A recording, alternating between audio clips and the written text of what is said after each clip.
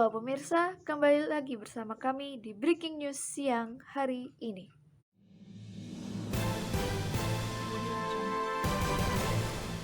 Indonesia dikabarkan sedang mempersiapkan untuk membangun pembangkit listrik bertenaga nuklir pada tahun 2025 mendatang.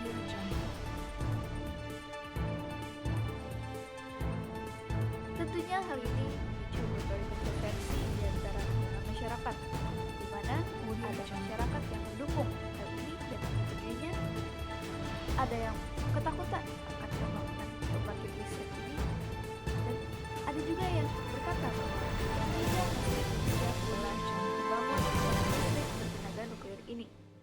Di sisi lain, pembangunan pembangkit listrik bertenaga nuklir ini memiliki berbagai kelebihan, di antaranya yang pertama, ia tidak memerlukan lahan yang begitu luas dalam pembangunannya dan juga cukup reliable karena tidak bergantung pada cuaca. Lalu, apakah benar Indonesia masih belum siap dalam membangun pembangkit listrik bertenaga nuklir ini? Pada hari ini kami mengundang 3 narasumber kami dari Kementerian ESDM. Langsung saja kepada narasumber kita yang pertama, yaitu Bapak Fauzan Arya selaku Menteri ESDM. Kami mengucapkan selamat siang Bapak Fauzan Arya. Ya, selamat siang juga. Oke Pak, jadi begini Bapak, tentunya kami penasaran sekali mengenai hal apa yang melatar belakangi pembangunan pembangkit listrik tenaga nuklir ini di Indonesia. Bagaimana Bapak, apakah Bapak dapat menjelaskan latar belakang ini? Kami persilahkan kepada Bapak untuk menjelaskannya Pak. Silakan Bapak. Latar belakang atas pembangunan ini yaitu sektor energi dan sumber daya mineral. ISDM memiliki peran penting dalam pembangunan nasional, khususnya pembangunan daerah dalam mendukung perekonomian dengan baik, melalui sisi fisikal, moneter, maupun sektoral. Sekurang-kurangnya terdapat 8 peran penting sektor ISDM, antara lain sebagai sumber penerima negara, pergerak pembangunan daerah, neraca perdagangan, investasi, subsidi penyediaan energi dan bahan baku domestik, dan kegiatan SDM yang menimbulkan efek berantai serta menciptakan tenaga kerja perencanaan di bidang pertambangan dan energi, yaitu suatu proses untuk menentukan tindakan masa depan yang tepat melalui urusan pilihan dengan perhitungan sumber daya yang tersedia. Selain itu adalah suatu proses kegiatan pengambilan keputusan oleh pemerintah bagi peningkatan kesejahteraan masyarakat dengan perhitungan sumber daya alam, lingkungan, iptek, dan memperhatikan perkembangan global. Oh, baik Bapak. Terima kasih Bapak atas penjelasannya mengenai latar belakang ini, Pak. Terima kasih kembali.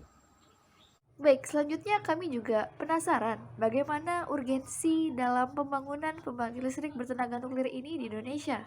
Mungkin kepada narasumber kami yang kedua, yaitu Ibu Hana Habibah selaku Direktur Jenderal Ketenagalistrikan dari Kementerian SDM dapat menjawab pertanyaan ini.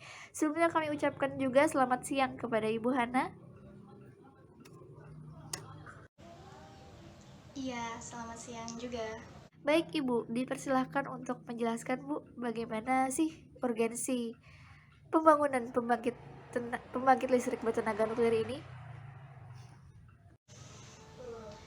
Baik, selanjutnya saya ingin menambahkan bahwa rencana pembangunan pembangkit listrik tenaga nuklir ini adalah program kerja dari Kementerian ESDM sendiri yang telah disusun dalam jangka waktu yang telah cukup lama, di mana program ini disebut program EBT yang tujuannya diharapkan setelah tahun 2025 Indonesia memiliki pembangkit listrik tenaga nuklir sendiri.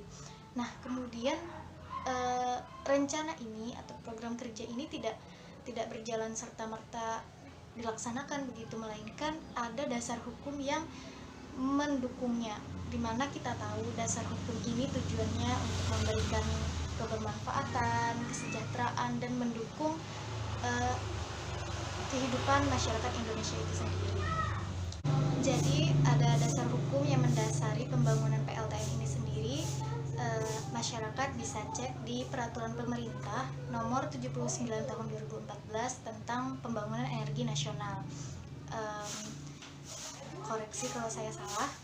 Nah, jadi dalam implementasi pembangunan PLTN ini, Kementerian ESDM tidak serta-merta menjalankan rencananya, melainkan ada step-step yang perlu dilewati dan perlu tahapan yang hati-hati.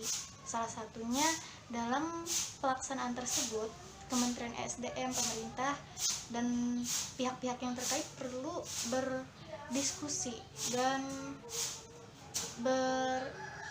berbicara bersama Dewan Perwakilan Rakyat yang merupakan representasi rakyat itu sendiri, di mana di sana bisa diadakan pembicaraan berbagai pihak untuk menemukan solusi dan menemukan pendapat-pendapat serta argumen serta aspirasi rakyat sendiri yang terutama paling penting dalam pelaksanaan pembangunan PLTN ini sehingga berjalan dengan baik. Dan tujuan yang baik yang ingin kami capai sebagai Kementerian ESDM untuk memberikan suplai energi bagi Indonesia dan terutama dunia bisa terlaksana dengan baik. Kemudian perlu teman-teman ketahui bahwa di Indonesia itu sendiri eksistensi nuklir telah berada lebih dari 50 tahun, jauh sebelum Indonesia merdeka. Bahkan nuklir itu sudah ada di Indonesia, dan di tahun ini, tahun 2021, Indonesia masih belum memiliki PLTN. Sungguh suatu fakta yang patut dipertanyakan, di mana negara-negara di dunia sudah banyak yang mengembangkan nuklir untuk kebutuhan energi mereka, dan penggunaan nuklir itu sendiri sungguh memberikan keuntungan dan kebermanfaatan yang besar. Contohnya dalam jika kita menggunakan perbandingannya jika menggunakan fosil 10 banding 1 jika menggunakan energi dari PLTN dengan energi yang dihasilkan yang sama besar. Dari analogi tersebut kita bisa melihat bahwa dengan penggunaan energi dari PLTN kita bisa menghemat banyak hal. Yang pertama, kita bisa menghemat penggunaan energi yang tidak terbarukan seperti batu bara tadi, sehingga stoknya tidak terus-menerus menipis, melainkan dapat sedikit demi sedikit dipertahankan. Kemudian yang kedua, kita dapat menghemat dan mengefisiensikan produksi energi nasional itu sendiri, dan kita dapat mendapatkan jumlah energi yang lebih besar dengan input yang lebih kecil. Nah, itu. Kemudian yang terakhir saya ingin menambahkan bahwa dalam implementasi pembangunan PLTN ini di kemudian hari, sebelum dilakukan telah dilakukan riset dan berbagai macam peninjauan, survei dan sebagainya. Salah satunya Kementerian ESDM telah bekerja sama dengan Batan untuk meninjau lokasi-lokasi di Indonesia yang dimana sangat-sangat potensial untuk digunakan sebagai daerah penghasil nuklir. Salah satunya di tempat yang akan dibangun PLTN yang kita bicarakan saat ini. Oh, baiklah Ibu, jadi ternyata begitu ya Bu. Baik, terima kasih banyak Ibu Hana atas penjelasannya. Terima kasih kembali. Selanjutnya, bagaimana dampak dari pembangunan pembangkit listrik tenaga nuklir ini terhadap lingkungan? Dan juga apakah ada upaya pengelolaannya agar tidak terjadi hal-hal yang tidak diinginkan dalam pembangunan pembangkit listrik ini? Mungkin kepada narasumber kami yang ketiga, yaitu Ibu Emma Raturiska, selaku staf ahli bidang investasi dan pengembangan infrastruktur dari Kementerian ESDM. Kami persilahkan untuk menjelaskan mengenai pengelolaannya. Sebelumnya kami ucapkan juga selamat siang kepada Ibu Emma Raturiska. Selamat siang. Ah iya, jadi bagaimana Bu penjelasannya mengenai pengelolaan pembangkit listrik bertenaga nuklir ini Bu? Kami persilakan kepada Ibu untuk menjelaskan. Pembangkit listrik tenaga nuklir. Dampaknya terhadap lingkungan, yang pertama, energi nuklir menghasilkan limbah radioaktif pada bahan bakar bekas pakai dari reaktornya, itulah yang menghasilkan limbah. Dan juga pembuangannya cukup lama, memerlukan biaya yang cukup mahal. Yang kedua, penyimpanan bahan bakar bekas pakai dan decommissioning yang mengandung radioaktif dirancang khusus di mana air untuk mendinginkan bahan bakar bertindak sebagai perisai radiasi.